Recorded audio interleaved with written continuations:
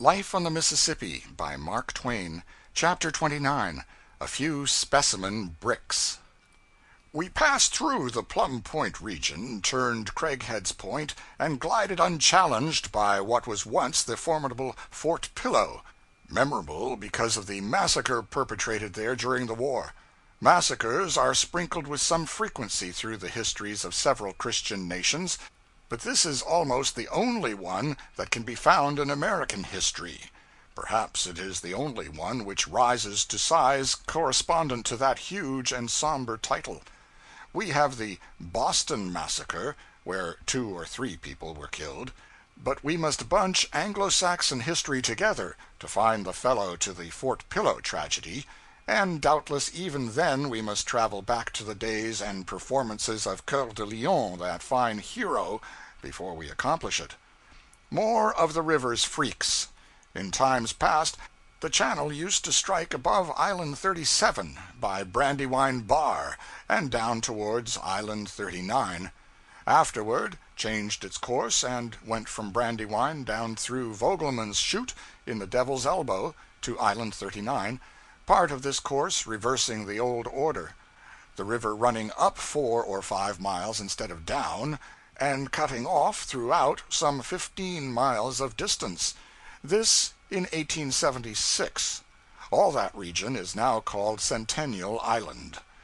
There is a tradition that Island 37 was one of the principal abiding places of the once celebrated Murrell's Gang. This was a colossal combination of robbers, horse thieves, negro stealers, and counterfeiters engaged in business along the river some 50 or 60 years ago. While our journey across the country toward St. Louis was in progress, we had had no end of Jesse James and his stirring history, for he had just been assassinated by an agent of the governor of Missouri, and was in consequence occupying a good deal of space in the newspapers. Cheap histories of him were for sale by train boys. According to these, he was the most marvelous creature of his kind that had ever existed. It was a mistake. Murrell was his equal in boldness, in pluck, in rapacity, in cruelty, brutality, heartlessness, treachery, and in general and comprehensive vileness and shamelessness, and very much his superior in some larger aspects. James was a retail rascal, Murrell wholesale. James' modest genius dreamed of no loftier flight than the planning of raids upon cars, coaches, and country banks. Murrell projected negro insurrections and the capture of New Orleans, and furthermore, on occasion, this Murrell could go into a pulpit and edify the congregation. What are James and his half-dozen vulgar rascals compared with this stately old-time criminal, with his sermons, his meditated insurrections and city captures, and his majestic following of 1,000 men sworn to do his evil will? Here is a paragraph or two concerning this big operator, from a now forgotten book which was published half a century ago. He appears to have been a most dexterous as well as consummate villain. When he traveled, his usual disguise was that of an itinerant preacher, and it is said that his discourses were very soul-moving, interesting the hearers so much that they forgot to look after their horses, which were carried away by his confederates while he was preaching. But the stealing of horses in one state and selling them in another was but a small portion of their business. The most lucrative was the enticing slaves to run away from their masters, that they might sell them in another quarter. This was arranged as follows. They would tell a negro that if he would run away from his master and allow them to sell him, he should receive a portion of the money paid for him, and that upon his return to them a second time they would send him to a free state where he would be safe. The poor wretches complied with this request, hoping to obtain money and freedom. They would be sold to another master, and run away again to their employers. Sometimes they would be sold in this manner 3 or 4 times, until they had realized $3,000 or $4,000 by them. But as, after this, there was fear of detection, the usual custom was to get rid of the only witness that could be produced against them, which was the negro himself, by murdering him and throwing his body into the Mississippi. Even if it was established that they had stolen a negro before he was murdered, They were always prepared to evade punishment, for they concealed a negro who had run away until he was advertised, and a reward offered to any man who would catch him. An advertisement of this kind warrants the person to take the property if found, and then the negro becomes a property in trust. When, therefore, they sold a negro, it only became a breach of trust, not stealing. And for a breach of trust, the owner of the property can only have redress by a civil action, which was useless, as the damages were never paid.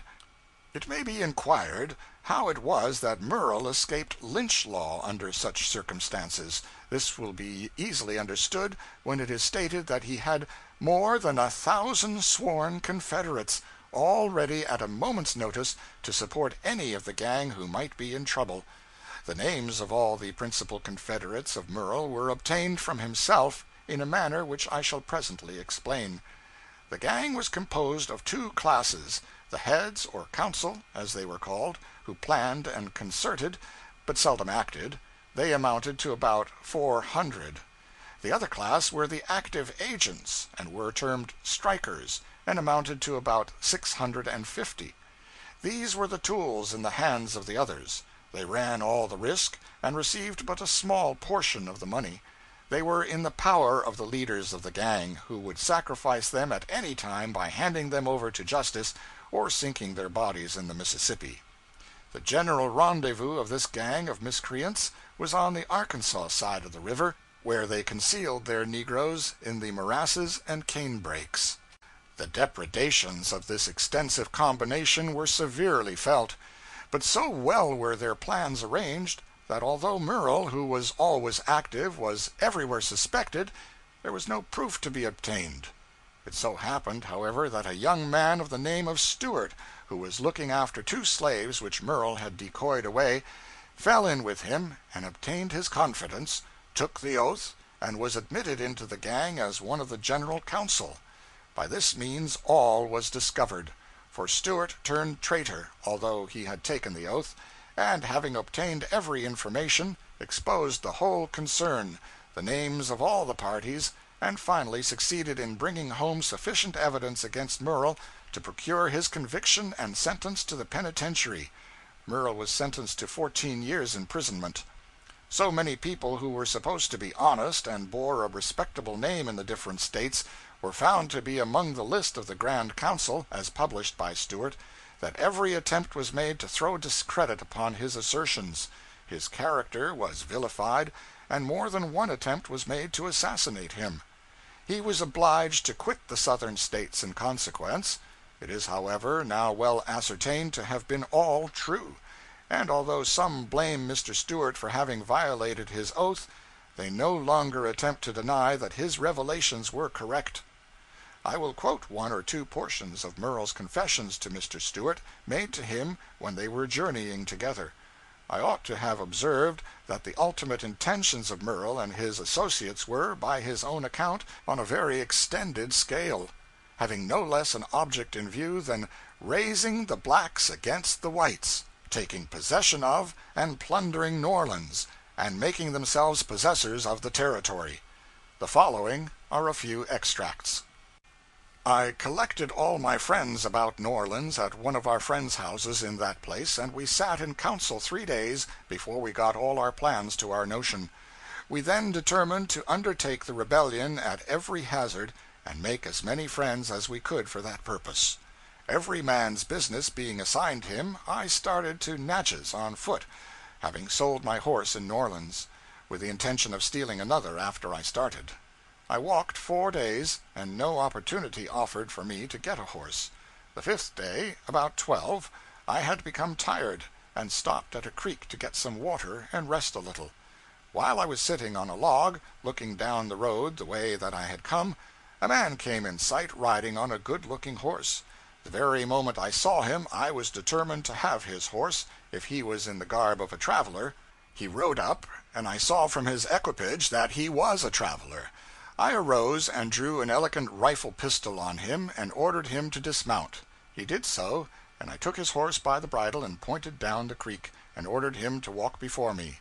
He went a few hundred yards and stopped. I hitched his horse, and then made him undress himself, all to his shirt and drawers, and ordered him to turn his back to me. He said, "If you are determined to kill me, let me have time to pray before I die." I told him I had no time to hear him pray. He turned around and dropped on his knees, and I shot him through the back of the head. I ripped open his belly and took out his entrails, and sunk him in the creek. I then searched his pockets and found $400.37 and a number of papers that I did not take time to examine. I sunk the pocketbook and papers and his hat in the creek. His boots were brand new and fitted me genteelly, and I put them on and sunk my old shoes in the creek to atone for them. I rolled up his clothes and put them into his portmanteau, as they were brand new cloth of the best quality. I mounted as fine a horse as ever I straddled, and directed my course for Natchez in much better style than I had been for the last 5 days. Myself and a fellow by the name of Crenshaw gathered 4 good horses and started for Georgia.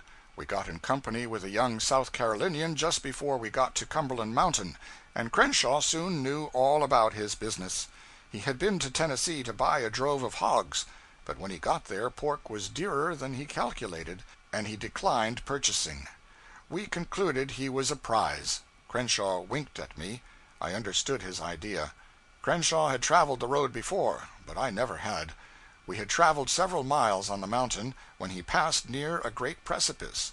Just before we passed it, Crenshaw asked me for my whip, which had a pound of lead in the butt. I handed it to him, and he rode up by the side of the South Carolinian and gave him a blow on the side of the head and tumbled him from his horse. We lit from our horses and fingered his pockets. We got $1,262. Crenshaw said he knew a place to hide him, and he gathered him under his arms, and I by his feet, and we conveyed him to a deep crevice in the brow of the precipice, and tumbled him into it, and he went out of sight. We then tumbled in his saddle and took his horse with us, which was worth $200.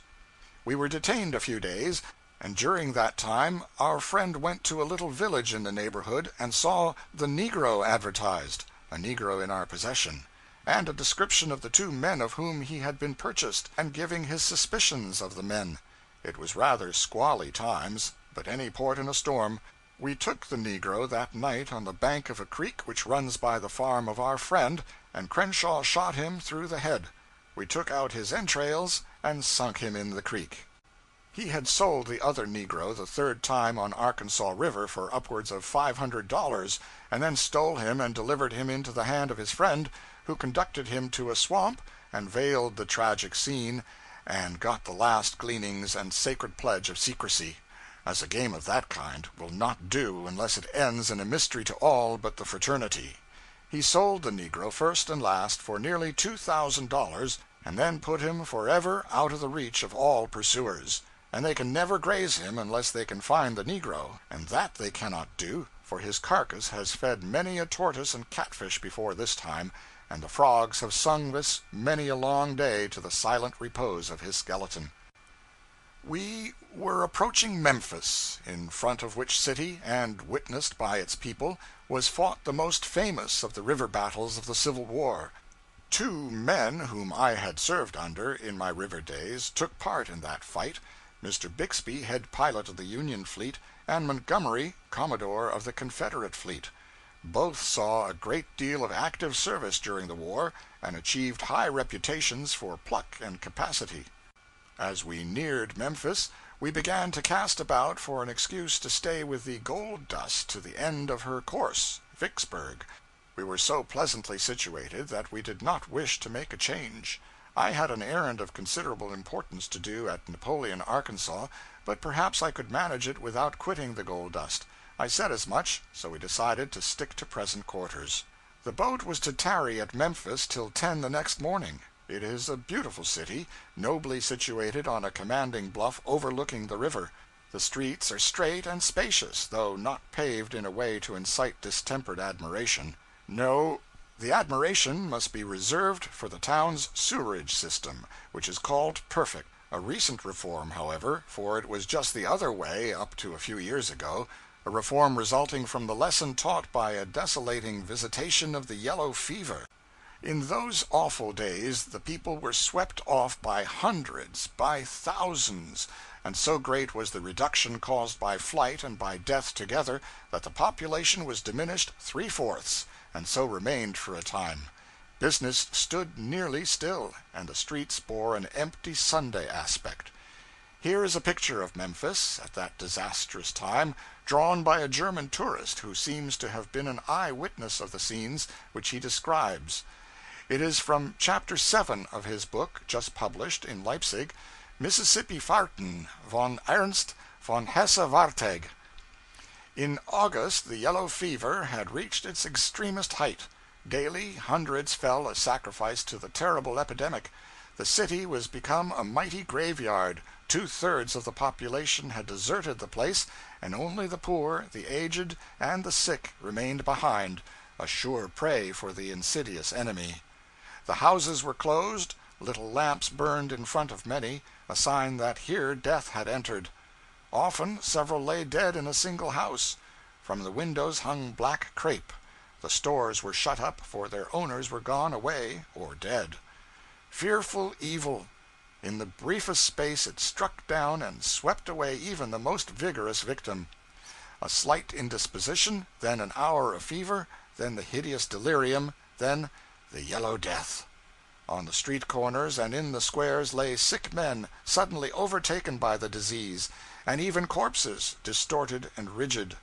Food failed, meat spoiled in a few hours in the fetid and pestiferous air, and turned black. Fearful clamors issue from many houses, then after a season they cease, and all is still. Noble, self-sacrificing men come with the coffin, nail it up, and carry it away to the graveyard. In the night stillness reigns. Only the physicians and the hearses hurry through the streets, and out of the distance, at intervals, comes the muffled thunder of the railway train, which, with the speed of the wind, and as if hunted by furies, flies by the pest-ridden city without halting. But there is life enough there now. The population exceeds 40,000 and is augmenting, and trade is in a flourishing condition. We drove about the city, visited the park and the sociable horde of squirrels there, saw the fine residences, rose-clad and in other ways enticing to the eye, and got a good breakfast at the hotel.